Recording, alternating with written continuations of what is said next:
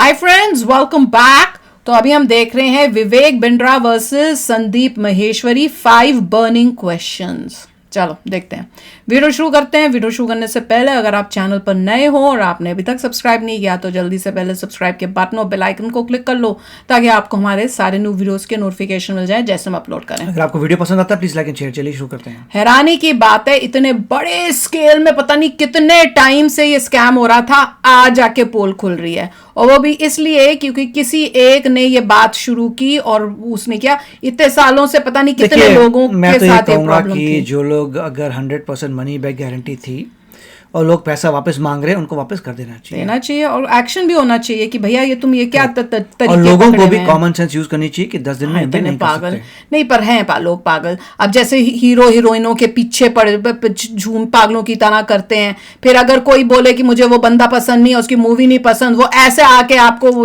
आपके ऊपर चढ़ जाते हैं जैसे वो आपका भाई बंधु हो वो हीरो। मैं कहती हूँ वो घास नहीं डालेगा, जाओगे तुम उसके घर में वो दरवाजा तक नहीं खोलने वाला।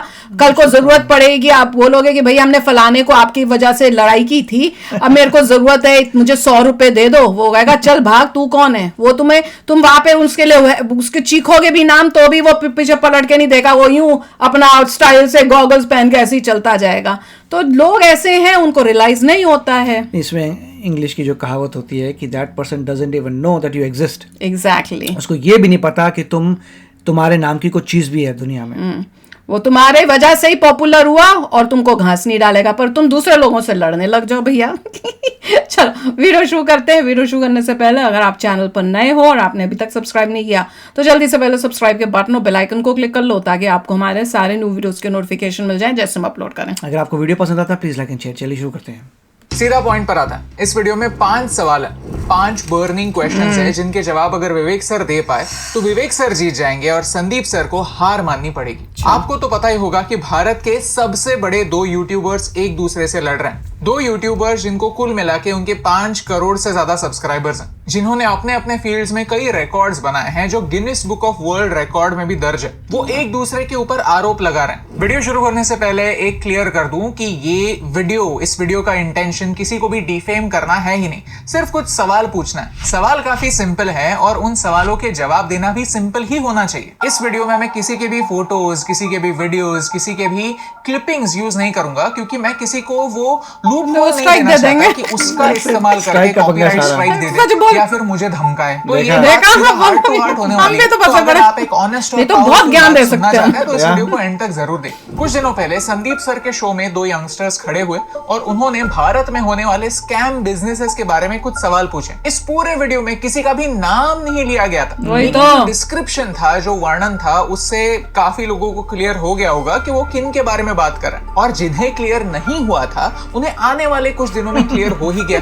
अगर आप इस सिलसिले की पूरी हिस्ट्री ज्योग्राफी जानना चाहते हैं तो कोई और वीडियो देख लीजिए, क्योंकि इस वीडियो में मुझे एक कदम आगे जाना है। कौन सही कौन गलत ये पूछने से पहले सही सवाल पूछना इंपॉर्टेंट है, जिनके जवाबों में ये क्लियर हो जाएगा कि कौन सही कौन गलत। अगर संदीप सर ये वीडियो देख रहे हैं और आपकी मुलाकात कभी विवेक सर से होती है तो उन्हें ये सवाल जरूर पूछिए। पहला सवाल, प्रोडक्ट क्या है? सिंपल बात है, अगर प्रोडक्ट है, अगर प्रोडक्ट में जरा भी दम है तो ये स्कैम नहीं है।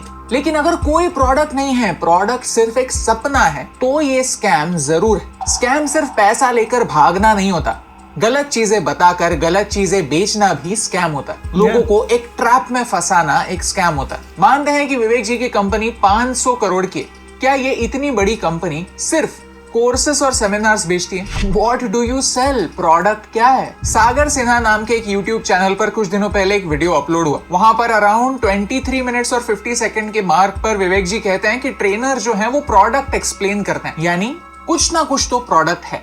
अब ये प्रोडक्ट क्या है? बिस्किट है, सोना है, चांदी है, क्या है? सोचिए, अगर एक दिन एक बंदा आपके घर आता है, आपको उसकी रोलेक्स की घड़ी दिखाता है, पूछता है आपको कि क्या आपको ये घड़ी खरीदनी है? मुझे सिर्फ 10,000 रुपए में बेचनी है। अब मेरे पास तो ऐसे फिर बहुत फेक सारी घड़ी घड़ियां हैं, होगी। मैं इस घड़ी से बोर हो गया हूँ। लेकिन एक ही कंडीशन है कि आज ही खरीदनी पड़ेगी। आप कंफ्यूज हो जाते हैं, सोचते हैं कि लालच दे रहा है 10,000 ना, में वो कर रोलेक्स रहा की है। घड़ी मिल रही है तो ले ही लेते हैं। 2-3 दिन बाद आपको पता चलता है कि ये रोलेक्स की घड़ी गलत फेक। फेक है। आप उसे ढूंढते हैं, उसके पास जाते हैं, उसका गला नहीं पकड़ते मिलेगा, हैं तो वो आपसे उल्टा कहता है कि हाँ माना कि पिछली वाली घड़ी फेक थी, लेकिन मेरे पास ये जो घड़ी है भी वो फेक रियल है। रोलेक्स की घड़ी है। अगर आप जानना चाहते हैं कि ये घड़ी मैंने कैसे खरीदी तो मेरे साथ चलिए। फिर वो आपको एक सेमिनार में लेके जाता है। उस सेमिनार में आपको सिखाते हैं कि लोगों को फेक रोलेक्स की घड़ियां बेचकर वाह। कैसे पैसे खुद तो कमाए चोर जाते है, हैं। दूसरों को भी ये चोर बना सारा रहा है। एक स्कैम है। और स्कैम ये नहीं, हम चोर कंपनी बना रहा है का- सबको। कंपनी का पैसा कहां से आता है ये समझकर। अगर कोई कंपनी एक प्रोडक्ट बेचती है तो उनका ज्यादातर पैसा वो प्रोडक्ट बेचकर आना चाहिए,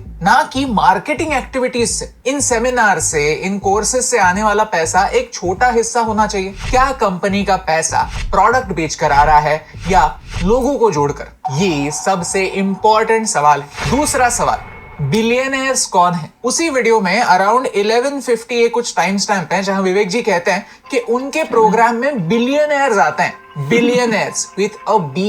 यस, मैंने ये वीडियो, एक पूरे घंटे का वीडियो मैंने 3-4 बार देखा और कंफर्म किया उन्होंने बिलियनर कहा है। तो मैंने सोचा कि भारत में इन टोटल कितने बिलियनर्स हैं। मैंने गूगल किया तो फिर मुझे पता चला कि टोटल नंबर कुछ 169 है। और ये सारे जो चेहरे हैं ये काफी वेल रिकॉग्नाइज्ड चेहरे आते हैं क्या तो उसमें? मैं विवेक सर से एक सिंपल सवाल यही पूछना आए हैं चाहता क्या? हूँ कि आपके सेमिनार्स में जो सो कॉल्ड बिलियनर्स आकर सिखाते हैं वो इनमें से कौन है? गौतम अडानी है, मुकेश अंबानी है, बिरला है, कौन है? एक सिंपल सा सिखाते हैं जो फैक्चुअल कह रहे हैं। सवाल है जिसका आते हैं अगर जवाब सेमिनार में, मुझे बोलने मिल जाता आते है हैं तो कि फिर मैं सिखाने कह आते दूंगा हैं। कि ये बोलने स्कैम आते हैं। नहीं है। अगर आप भी जानना चाहते हैं तो नीचे कमेंट्स में बिलियनर कौन है लिख दीजिए। तीसरा सवाल, ये MLM है या नहीं? विवेक जी कहते हैं कि उनका बिजनेस MLM या फिर मल्टी लेवल मार्केटिंग नहीं है, क्योंकि यहाँ पर मल्टीपल लेवल्स नहीं है, सिर्फ एक ही कनेक्शन है ब्रांच का, उनके अफिलिएट से जो कनेक्शन होता है वो कनेक्शन। MLM में कई लेवल्स होते हैं और यहाँ पे अलग अलग लेवल्स नहीं है, एक ही लेवल है। चलो मान लेते हैं कि कोई लेवल्स नहीं है इसीलिए ये पिरामिड स्कीम नहीं है, लेकिन इसी इंटरव्यू में 14 मिनट 33 सेकंड के मार्क पर वो कहते हैं कि अफिलिएट का कोई बॉस होता है, कोई ट्रेनर होता है, कोई मैनेजर होता है, कोई सेल्स हेड होता है, कोई रीजनल हेड होता है, कोई हेड ऑफिस होता है, चैनल पार्टनर होता है, ये क्या है? रीजनल ऑफिस होता है। तो इतना ये सारी complicated चीजें क्या setup है? कर तो क्या दिया। यही पिरामिड के अलग अलग लेवल्स नहीं? चौथा सवाल, इंसेंटिव की जरूरत क्यों? विवेक जी ने बाद में जाकर खुद एडमिट किया कि मई के महीनों में कुछ मिस सेलिंग हुई थी। वो खुद कहते हैं कि 15-20 दिनों की ट्रेनिंग होती है जो भी नया ज्वाइनिंग होता है उसकी। तो क्या इस पूरे ट्रेनिंग में मिस सेलिंग को रोकने के लिए कोई मॉड्यूल नहीं? उन्होंने खुद कहा है कि उनके टोटल 730 रूल्स हैं। क्या मैं ये रूल्स देख सकता हूँ कि ये रूल्स कैसे दिखते हैं? अगर आप ताज के होटल में जाते हैं और वहां की रिसेप्शनिस्ट आपसे गलत व्यवहार करती है तो ये टाटा की गलती नहीं है, लेकिन मैनेजमेंट की गलती जरूर है, सिस्टम की गलती जरूर है और ये सिस्टम बदलने की जरूरत है। उसमें सिर्फ उस रिसेप्शनिस्ट को फायर करना सोल्यूशन नहीं है, क्योंकि अगर एक रिसेप्शनिस्ट रूडली बात करती है और कस्टमर कंप्लेन करता है, इसका मतलब ये है कि 100 अलग अलग रिसेप्शनिस्ट ने गलत बात की होगी, सिर्फ उस कस्टमर ने कंप्लेंट नहीं की है। गलती सिर्फ इंसान की नहीं, गलती सिस्टम की है, तो उसकी पनिशमेंट सिर्फ इंसान को नहीं दे सकते, सिस्टम को भी देनी होगी। चलिए benefit of doubt Vivek sir को देते हैं, मानते हैं कि मिस सेलिंग जानबूझकर नहीं गलती से हुई थी। तो ये ऐसी मिस्टेक होती कब है? जब कोई इंसेंटिव जुड़ा हो तो। जहां इंसेंटिव है वहां झूठ है और जहां झूठ है वहां पॉन्जी स्कीम हो सकती है। इंश्योरेंस एजेंट्स जो होते हैं वो आपके घर पर आते हैं और आपको पॉलिसी चिपका कर जाते हैं। वो कभी भी आपके भलाई के बारे में नहीं सोचते कि आपको पता है कि आपका पहला पॉलिसी का जो प्रीमियम होता है उसका अप टू 50% सिर्फ उनको कमीशन के तौर पर मिल सकता है। इसीलिए उनकी निष्ठा सिर्फ और सिर्फ उस कमीशन की ओर रहती है। हाँ, आपको भी किसी ना किसी ने ऐसी गलत सलत पॉलिसी जरूर चिपकाई होगी, बट दैट डजंट मीन कि पूरी इंश्योरेंस इंडस्ट्री एक स्कैम है। IRDA को पता है कि ऐसी प्रैक्टिसेस इंश्योरेंस में हो रही हैं, लेकिन वो उन्हें अलाउ करते हैं। ये पूरा एक अलग मुद्दा है जिसके बारे में हम आने वाले टाइम पर वीडियो जरूर बनाएंगे, लेकिन यहाँ पर गौर हमें कमीशन वाले फैक्टर पर करना है कि जब कमीशन होता है तो टारगेट्स होते हैं और ये टारगेट्स अचीव करने के लिए झूठ बोला जाता है। ये काफी अनएथिकल है। मुझे बिजनेस के बारे में घंटा कुछ पता नहीं है, लेकिन अगर मैं खुद का 500 करोड़ का बिजनेस करता तो एक बात जरूर करता, अगर मेरा बिजनेस जेन्युइन होता, अगर मेरा प्रोडक्ट 500 करोड़ का बिजनेस है और फिर भी इतना वो सैलरी अच्छी खासी देता, कि महीने के 1 लाख रुपए, लेकिन जो भी होता वो फिक्स होता। अगर उन्हें परफॉर्मेंस के बेस पर इंसेंटिव देना है तो वो छोटा सा इंसेंटिव होता, 10,000 रुपए, 20,000 रुपए, ताकि उनका मोटिवेशन बना रहे। लेकिन अगर मेरे प्रोडक्ट में दम नहीं है तो मैं उनकी सैलरी 10,000 रुपए, 20,000 रुपए देता और उनका इंसेंटिव 1 लाख रुपए, 2 लाख रुपए रखता, ताकि उनका मोटिवेशन हद से हाई हो, ताकि वो और झूठ बोले, किसी ना किसी तरीके से बस मेरे लिए बिजनेस लाए। 5वां और आखिरी सवाल, पर्सनल अटैक्स क्यों? अगर कोई क्रिएटर मुझ पर अटैक करता है, कहता है कि मैं स्कैम कर रहा हूं, तो मेरा पहला रिस्पांस उसे लॉजिकली तोड़ने का होगा, ना कि उस पर पर्सनल अटैक करने का। क्योंकि जब भी लोग पर्सनल अटैक पर उतर आते हैं तो समझ जाता है कि उसके पास बोलने के लिए कुछ है नहीं, सामने वाला सही बोल रहा है, इसीलिए ये बंदा ऑफेंड हो रहा है। इसी इंटरव्यू में विवेक जी कहते हैं कि 1 या 2,000 लोगों को मिस सेलिंग हुई है। ऑफ कोर्स 2 लाख कैंडिडेट्स में से 1 या 2,000 लोगों को मिस सेलिंग होना बड़ा नंबर नहीं है, लेकिन जिन लोगों के साथ ये हुआ है उनके लिए तो ये पूरी दुनिया है। उनके लिए तो 1 और 2 मैं तो 1 और 2 भी बहुत है, क्यों? इसे एड्रेस करना ही होना चाहिए, सिर्फ प्राइवेटली नहीं, पब्लिकली भी। इस बात को एडमिट करना कि हाँ, हो सकता है कि 1,000 2,000 लोगों के साथ अभी तो और होंगे जो पहले भी चुप बैठे होंगे। अगर कॉन्फ्लिक्ट को सॉल्व ही करना है तो ऐसे कर सकते थे। अभी उन्होंने एक ईमेल आईडी दिया है जहां पर लोग अपने डिटेल्स भेज सकते हैं और अगर उनको रिफंड चाहिए तो फिर रिफंड के लिए अप्लाई कर सकते हैं। लेकिन यही पहले भी हो सकता था। विवेक जी मानते हैं कि उन्हें मई महीने से पता करने के लिए कि मेरा पूरा बिजनेस ही ठप हो जाए, तभी ये एक्शन क्यों नहीं ली गई? संदीप सर के वीडियो का वेट क्यों किया गया? क्यों संदीप सर के वीडियो के बाद ही इस आईबीसी मॉडल को बंद करने की पब्लिक अनाउंसमेंट हुई? अपेरेंटली ये मॉडल जून में ही बंद हो गया था। तो क्या ये सारे जो आईबीसीज हैं जो ये मॉडल में इन्वॉल्व हैं, वो जून से दिसंबर तक बैठे हुए थे, कुछ नहीं कर रहे थे? क्या उन्होंने आप पर ये प्रेशर नहीं डाला कि कोई नया बिजनेस मॉडल लाए? क्या उन्होंने ये नहीं सोचा कि हमारी इनकम बंद है क्योंकि हम और अफिलिएट्स को नहीं ला सकते? इंटरव्यू में विवेक जी कहते हैं कि वो कोई नया प्रोग्राम बनाएंगे, तो शुभ काम में देरी कैसे? क्यों संदीप सर के वीडियो की वेट हो रही थी? उनका पहला रिस्पॉन्स एक पर्सनल अटैक था। उन्होंने कहा कि संदीप सर की बिजनेस मास्टरी सीरीज अच्छी नहीं चल रही थी, इसीलिए उन्होंने ये जुमला किया, ये स्कैम लाया। तो ये सारा चक्कर व्यूज के लिए हो रहा है। इस पॉइंट का कोई लॉजिक ही नहीं बनता। संदीप सर कोई भी चीज व्यूज के लिए क्यों करेंगे? क्योंकि उनके लिए तो कोई इंसेंटिव है ही नहीं। उनका मेन बिजनेस जो है, इमेजेस बाजार जो है, वो एक स्टॉक फोटोज और वीडियोस की वेबसाइट है। उस वेबसाइट पर जाएंगे तो आपको कभी भी ऐसा नहीं दिखेगा कि आप अगर संदीप सर को सपोर्ट करना चाहते हैं तो ये इमेजेस लीजिए। अगर आप संदीप सर के असली सपोर्टर हैं तो 20,000 रुपए की फोटो खरीद लीजिए। मतलब क्या है? मतलब उनका YouTube चैनल और उनका बिजनेस कंप्लीटली अलग है, उनमें कोई लिंक नहीं। क्योंकि ये इतना बड़ा वीडियो इतने बड़े यूट्यूबर के बारे में बनाना जिसका एटलीस्ट 500 करोड़ का बिजनेस है, काफी बड़ी रिस्क है। कोर्ट कचहरी के चक्कर लगाने पड़ सकते हैं। इतनी बड़ी रिस्क संदीप सर ने क्यों ली? शायद उनको लगा होगा कि जो हो रहा है उसमें कुछ गलत है और इसके बारे में आवाज उठानी चाहिए। मुझे तो लॉजिक बस इतना ही लगता है। क्या मेरे सवाल सही हैं? मुझे कमेंट्स में बताइए। और आखिर में अगर हम ऐसे ही कैजुअली बात कर ही रहे हैं तो 2 एक्स्ट्रा सवाल है। पहला सवाल है advertising standards council of India से। ये जो सारी मिस सेलिंग हो रही है, जो गलत एडवर्टाइजिंग प्रैक्टिसेस हो रहे हैं, ये कंप्लीटली पब्लिक डोमेन में ओपन में है, जिनको करोड़ों व्यूज हर दिन आ रहे हैं। क्यों उस पर कोई एक्शन नहीं ली जा रही? सेम सवाल YouTube के लिए भी है। क्या ये सब YouTube पे चलता है? क्या कुछ भी दावे करके सेमिनार्स में बुलाना और फिर वहां पर जाकर लोगों को फंसाना, अलेजेडली फंसाना, YouTube के कम्युनिटी स्टैंडर्ड्स में आता है? ये सवाल पूछना इंपॉर्टेंट है क्योंकि टारगेट जो है वो विवेक बिंद्रा सर एक नहीं है, ऐसे बहुत सारे लोग हैं। हर छोटे मोटे यूट्यूबर ने क्या फेक दिखाते हैं, प्रोडक्ट यूज कर रहे हैं ऑडियंस के लिए, ऑडियंस के ग्रीड के लिए। लोग क्यों फंसते हैं? लोग बेवकूफ नहीं होते, लोग बस ग्रीडी होते हैं। लोग देखते हैं, अरे इसने इतनी बड़ी गाड़ी ले ली, ये तो मेरे साथ था, ये इतना आगे चला गया तो मैं पीछे कैसे रह सकता हूँ? सच कहूँ तो लोग इनोसेंट नहीं होते। ज्यादातर लोगों को एंटर करते ही पता चल चुका होता है कि what are we entering into. They just feel कि उनका इससे फायदा होगा and that's why they go over there. लोग बेवकूफ या नादान नहीं होते। लोग एक मेंटालिटी से घुसते हैं, लोग एक एक्सपेक्टेशन से घुसते हैं और उन एक्सपेक्टेशंस पर जैसे वो कंपनी खरी नहीं उतरती, वैसे ही वो खुद भी खरे नहीं उतरते एंड दैट्स व्हाई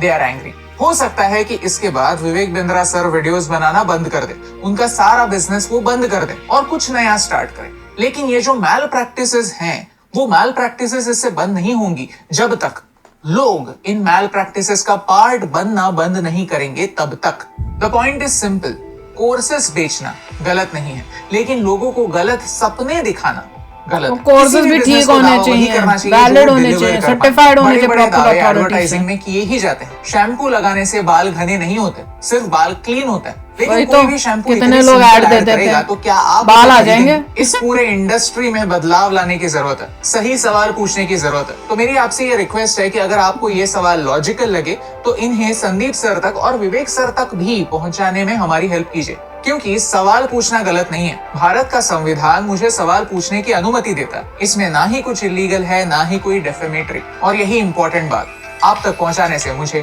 फर्क पड़ता है।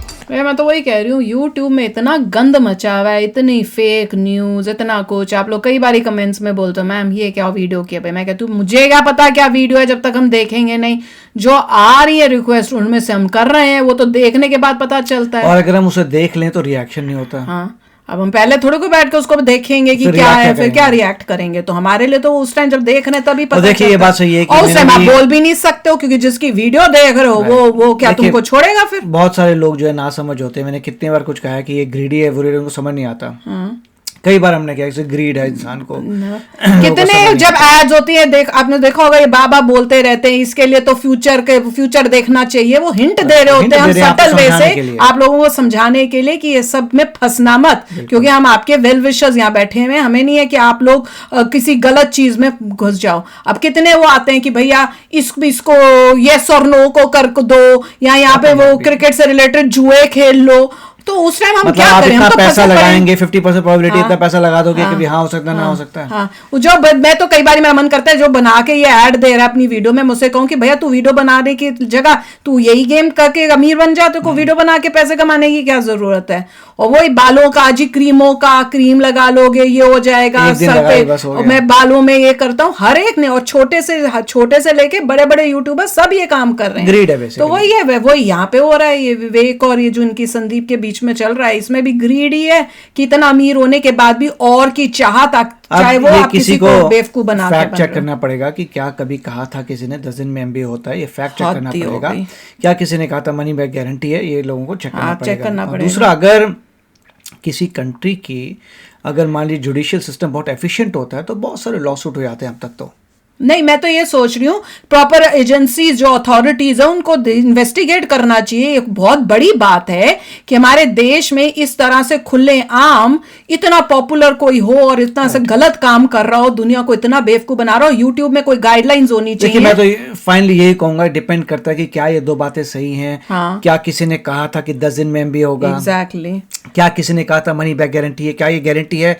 अगर ये लिखित रूप में है कि 10 दिन में MBA हो जाएगा, तुम्हें मनी बैक गारंटी हो जाएगी, तब आप कह सकते हैं कि ये गलत है। नहीं, मैं तो क्वेश्चन ये मेरा पैसा वापस कर दो। नहीं, 10 दिन में जो हो जाएगी, ये कौन सी डिग्री दे रहे हैं? कहां से वो डिग्री किसने यस की है? कौन अथॉरिटी ने आपको यस करके दिया कि हाँ 10 दिन में तुम कराओगे, हम तुम्हें वो डिग्री दे देंगे? कौन सा ऐसा कॉलेज या यूनिवर्सिटी या कौन सी जगह है जो कर रहा है? मैं तो समझ से बाहर नहीं। कल तो बोले, अगले दिन बोलेंगे कि 12वीं तुम्हें 2 दिन में करा देंगे।